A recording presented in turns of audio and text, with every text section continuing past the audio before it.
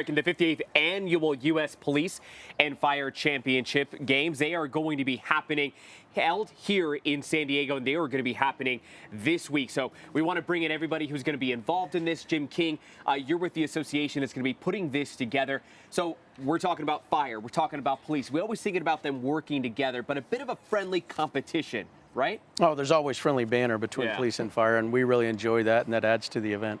Yeah, that's awesome. So tell us about the games and what it is that we should expect to see here in San Diego. Well, we're an Olympic-style multi-sport event. We've been around since 1967 in one version or the other.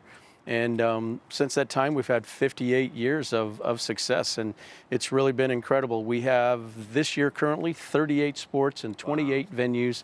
And we have venues as far north as Riverside. However, we're primarily located in San Diego County, but we're all over the place. So what are some of the games that are going to be playing? We've got cornhole that'll be going on right here. Jerome and Lori can actually go ahead and get this one started.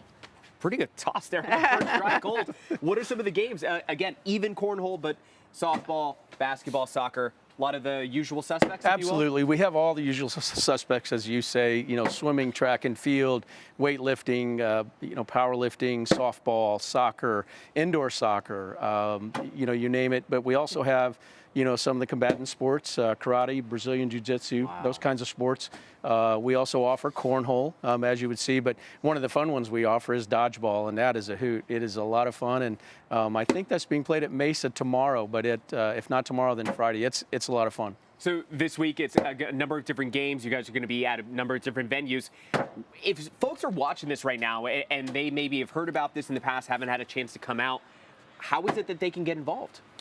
Well, certainly we're like any other nonprofit organization. We're always looking for volunteers, and there's plenty of opportunity for folks to volunteer. They can work a sport if there's something that they're very passionate about. Then we certainly encourage that kind of involvement. But at the same time, if you just would like to come and watch and spectate, all admission is free of charge, and you can find out that information on our website. So I should ask, and being, again, a nonprofit involving police and fire, first responders whose goal it is to make sure that the people of the communities that they serve are protected, what's the goal and mission here of the organization in putting these games on?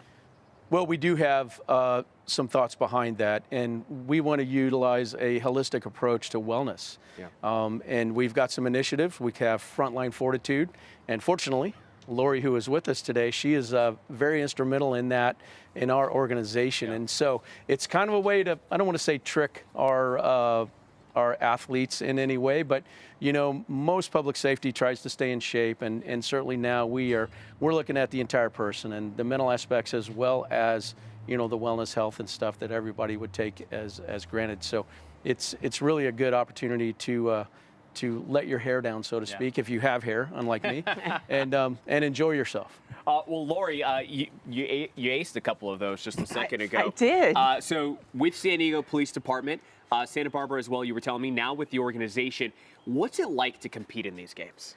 Well, I competed for over 30 years. Wow. And even this Sunday in the Chiefs Challenge for the cornhole, which was not my best sport. But it just, the camaraderie is a significant part of this. I've maintained relationships since those early start of the games.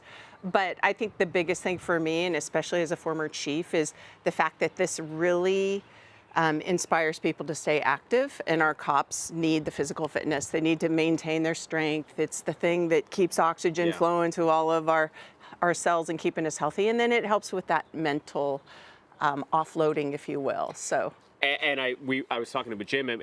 You're working with fire, and police and fire, they work together, but there's a bit of that rivalry there, right? Especially when it comes to things like maybe basketball, softball, cornhole, for instance, right? A friendly rivalry. Absolutely. Yeah. And definitely amongst each department, up north and down south. But it is, no matter what, we're there to back each other up, support one another, and having fun is one of those big stress relievers as well. That's awesome.